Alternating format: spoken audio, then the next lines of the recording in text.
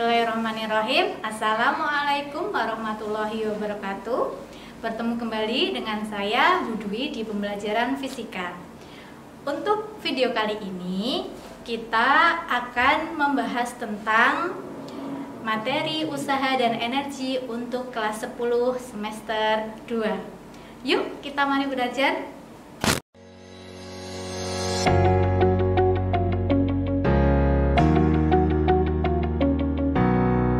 Pada video ini, Bu Dwi akan menjelaskan tentang konsep usaha dan energi. Nah, kalian perhatikan pada gambar. Di sini ada seseorang yang sedang menarik balok. Nah, sehingga balok tersebut berpindah dari posisi A menuju ke posisi B, dengan mana perpindahannya itu adalah sejauh S ya. Nah, berarti seseorang ini dia telah melakukan usaha pada balok tersebut. Nah, jadi untuk rumus umum dari usaha itu sendiri adalah besarnya gaya yang menyebabkan perpindahan suatu benda, seperti itu ya. Nah, untuk kompetensi dasar pada materi kali ini adalah menganalisis konsep usaha dan energi. Oke, mari kita masuk ke materi. Nah, sebelum masuk ke usaha dan energi, kita harus tahu dulu tentang konsep perpindahan dan usaha itu sendiri ya. Nah, di sini kalian coba perhatikan pada gambar A, gambar B, dan gambar C. Nah, untuk gambar A, di sini dilihat bahwa ada seseorang yang mendorong mobil, kemudian mobil tersebut berpindah ya, dimana arah perpindahannya itu adalah searah dengan arah gayanya ya. Jadi kalau misal ini si seseorangnya itu dia mendorong mobil ke arah kanan, kemudian mobilnya ini juga bergerak ke arah kanan kayak gitu kan ya. Nah, sehingga si seseorang ini pada posisi A, dia melakukan usaha sebesar, jadi Bu Dwi tuliskan WA sama dengan F dikalikan S. Nah, sehingga nilai usaha pada posisi A atau gambar A di sini besarnya adalah plus WA. Gini, kenapa plus? Karena arah gaya dan arah perpindahannya itu sama ya. Nah, jadi ini semuanya ke kanan, jadi dia mendorong ke kanan, kemudian mobilnya berpindah ke kanan juga ya. Nah, jadi ini arah perpindahannya positif artinya ya. Nah, sehingga nilainya positif seperti itu. Nah, lain halnya pada posisi B dan posisi C ya. Di sini untuk usaha pada posisi B, di situ dilihat bahwa seseorang yang mendorong mobil, tetapi mobilnya itu tidak bergerak ya. Jadi tidak ada perpindahan di sini. Nah, S-nya sama dengan 0 ya. Sehingga di sini itu walaupun seseorangnya ini dia mendorong dengan kuat, tetapi mobilnya tidak bergerak, maka usaha yang dilakukan si seseorang ini adalah besarnya adalah 0 karena tidak ada perpindahan pada mobil seperti itu. Jadi F kali S, dimana S-nya itu sama dengan 0, maka usaha pada titik ini nilainya adalah 0 seperti itu ya. Nah, kemudian untuk yang C, di sini kita lihat bahwa seseorang mendorong mobil ke arah kanan, tetapi mobilnya itu perpindahannya malah ke kiri seperti itu. Seperti contohnya itu malah misal mobilnya itu jadi mundur atau perpindahannya itu berlawanan dengan arah dorongannya. Nah, di sini artinya nilai S-nya itu negatif ya. Nah, sehingga usaha yang dilakukan si seseorang ini pada posisi C, usahanya adalah bernilai negatif seperti itu ya. Nah, jadi usahanya min WC seperti itu. Nah, ini kaitannya dengan perpindahan ya, usaha dan perpindahan. Ini nanti akan lebih jelasnya jika teman-teman sudah mengerjakan latihan soal seperti itu.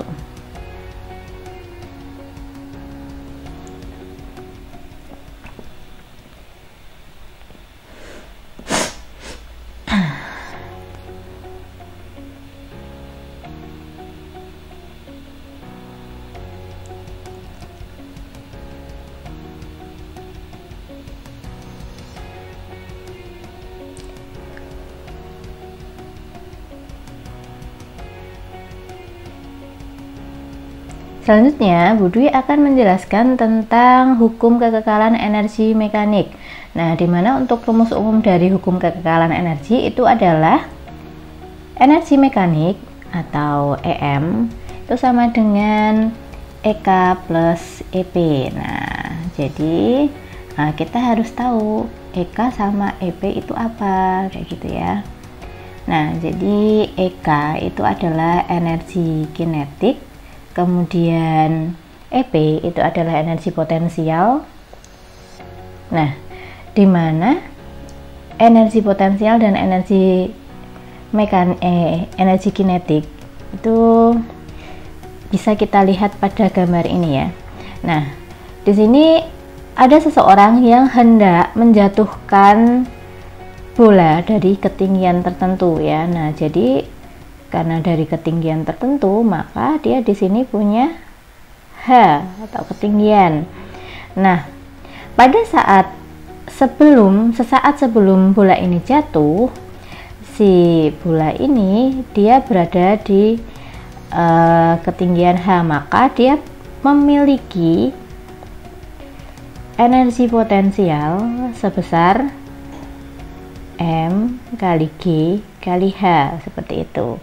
Nah, jadi untuk definisi dari energi potensial itu sendiri adalah energi yang dimiliki oleh suatu benda berdasarkan kedudukannya ya. Jadi energi potensial itu adalah energi yang dimiliki berdasarkan kedudukannya.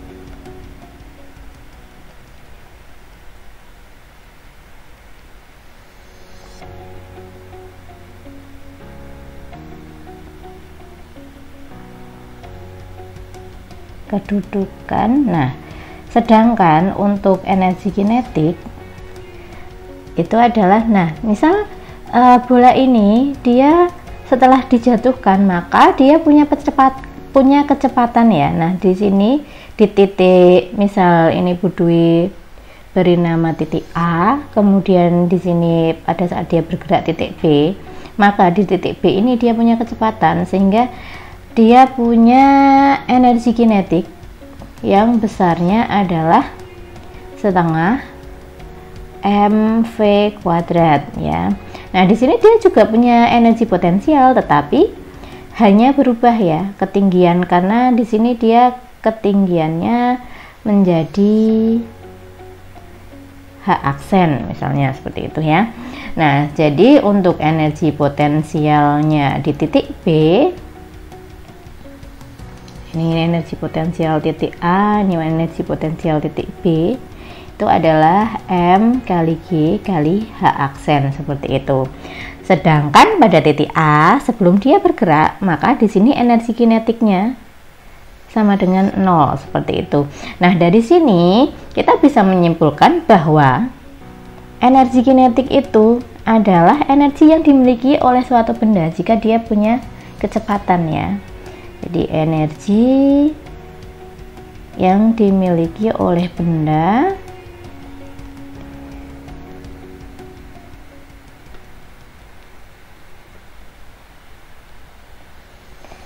berdasar kecepatannya. Nah,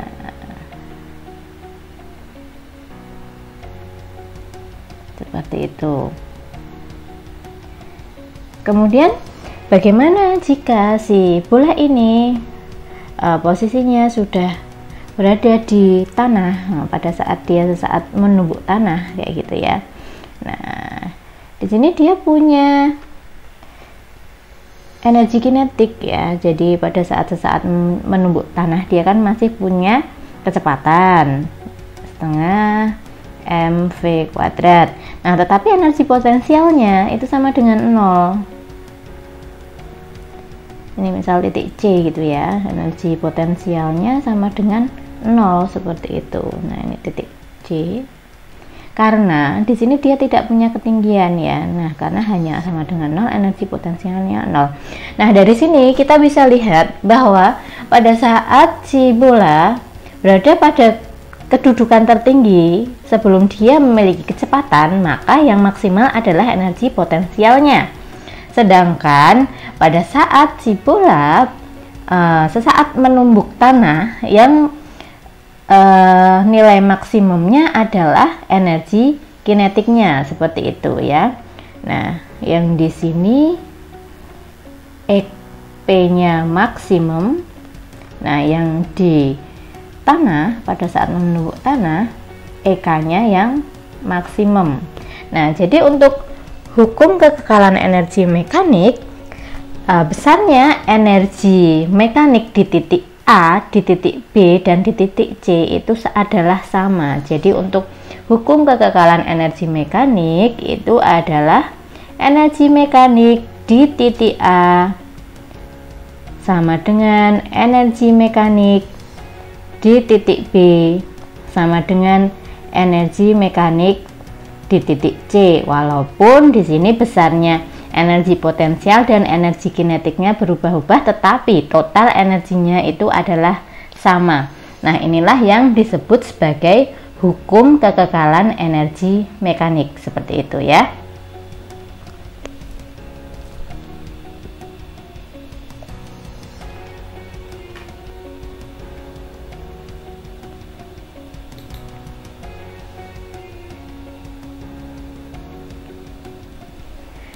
Nah, sekarang kita masuk ke hubungan antara usaha dan energi, seperti itu. Banyak murid yang bingung kenapa usaha dan energi itu satuannya sama, bedanya apa sih usaha dan energi, seperti itu ya. Nah, jadi di sini Bu Dwi memberikan ilustrasi ya. Di sini ada gambar A dan gambar B, di mana untuk ilustrasi gambar A bisa kalian lihat. Di sini ada seseorang yang mengangkat balok, kemudian balok tersebut berubah ketinggian. Maksudnya yang ini awalnya H2 kemudian berubah ke posisi H1, seperti itu. Nah, sehingga karena di sini ada perbedaan ketinggian, maka di sini ada perbedaan energi potensial ya. Nah, misal ini energi potensial 2, kemudian pada saat posisi H1 ini adalah energi potensial 1, seperti itu, EP1, seperti ini ya. Nah, sini EP1, seperti itu ya.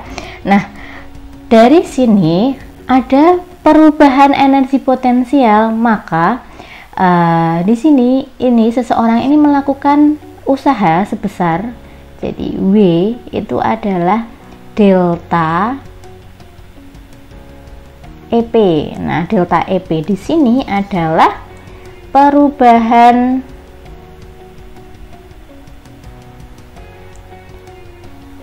energi potensial ya. Jadi selisih dari EP2 dikurangi EP1 itu adalah besarnya usaha yang dilakukan si seseorang itu. Nah, sehingga delta EP sama dengan EP2 dikurangi EP1. Nah, inilah usaha yang dilakukan orang ini karena perubahan energi potensialnya, seperti itu. Nah, sekarang kita simak untuk energi kinetik ya. Nah, ini hampir sama sebenarnya. Nah, di sini kita lihat bahwa mobil yang bergerak dengan kecepatan 8 meter per sekon, kemudian mobil tersebut semakin cepat kecepatannya sehingga kecepatannya menjadi 12 meter per sekon. Nah, di sini kita sebut sebagai energi kinetik 1 yang pada saat kecepatan 12 meter per sekon ini kita sebut sebagai energi kinetik 2. Nah, dari perbedaan kecepatan ini berarti ada perubahan energi kinetik. Nah, karena ada perubahan energi kinetik, maka di sini si mobil ini melakukan usaha sebesar W sama dengan delta EK, sama halnya dengan rumus di perubahan energi potensial ya. Jadi di sini bedanya ada perubahan kecepatan ya. Nah, sehingga energi kinetiknya berubah. Maka besarnya usahanya adalah EK 2 min EK 1, seperti itu ya. EK 2 dikurangi EK 1. Nah, seperti ini. Nah, inilah hubungan antara usaha dan energi. Nah, untuk materinya sudah Bu Dwi sampaikan. Mari kita langsung membahas latihan soal.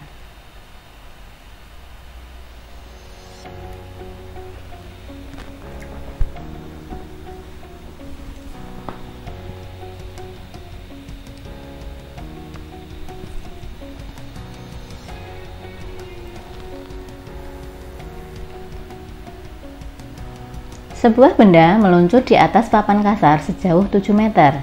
Jika benda meluncur dengan gaya sebesar 120 Newton, tentukan besarnya usaha yang dilakukan oleh benda tersebut. Nah, ini contoh soal yang masih mudah.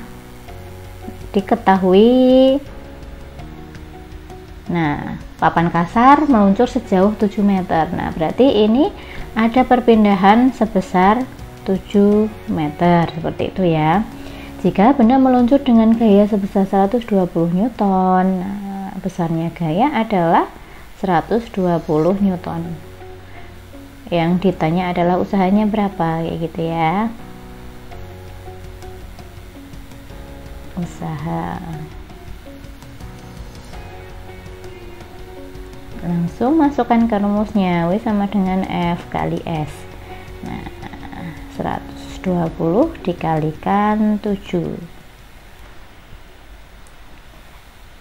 Hasilnya adalah 100 kali 7, 700, 7 kali 20, 140. Jadi nilainya adalah 840 Newton meter. Nah, Newton meter itu adalah joule, kayak gitu ya. Nah, ini untuk besarnya energi yang besarnya usaha yang dilakukan oleh benda tersebut ya. Nah, masuk ke contoh selanjutnya.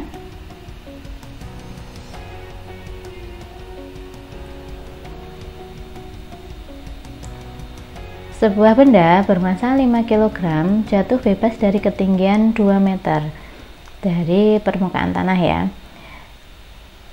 Hitunglah kecepatan benda sesaat menembus tanah. Nah, di sini berarti ada kaitannya dengan energi ya. Kalau di sini ya, diketahui massa benda adalah 5 kg. Nah, ketinggian hanya adalah 2 meter. Yang ditanya adalah kecepatan sesaat menumbuk tanah.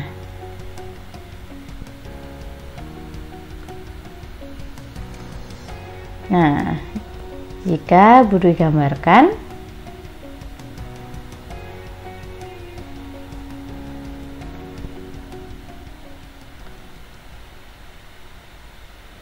di sini ketinggiannya adalah 2 meter. Di sini massanya 5 kg, seperti itu ya. Nah, dari sini kita bisa analisis. Nah, dimana pada saat titik tertinggi sebelum si benda ini jatuh, nilai EB-nya adalah M dikalikan G dikalikan H, seperti itu ya. Nah, ini EP1. Nah, kemudian di titik tertinggi EK1 ini sama dengan 0 karena dia belum punya kecepatan ya.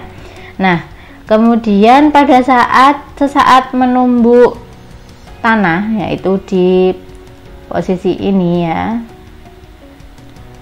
maka yang maksimal di sini adalah energi kinetiknya, yaitu EK2 sama dengan setengah mv kuadrat, kemudian EP-nya yang sama dengan 0, EP2 nya karena dia sudah berada di permukaan tanah, dia tidak punya ketinggian, maka EP-nya 0.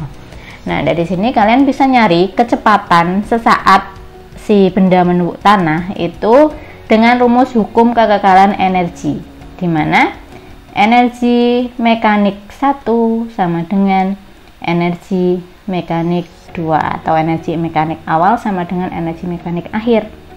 Nah, di sini ada EP1 plus EK1 sama dengan EP2 plus EK2. Nah, dari sini kalian tinggal masukkan nilai EP1-nya berapa, EK1-nya berapa, EP2 berapa, EK2 berapa, sehingga nanti kalian bisa tentukan nilai kecepatannya itu berapa, seperti itu ya.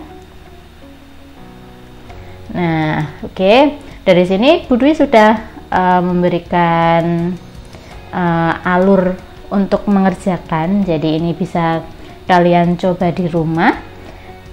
Demikian materi yang telah Bu Dwi sampaikan. Semoga materi yang saya sampaikan bermanfaat untuk kalian semua. Assalamualaikum warahmatullahi wabarakatuh.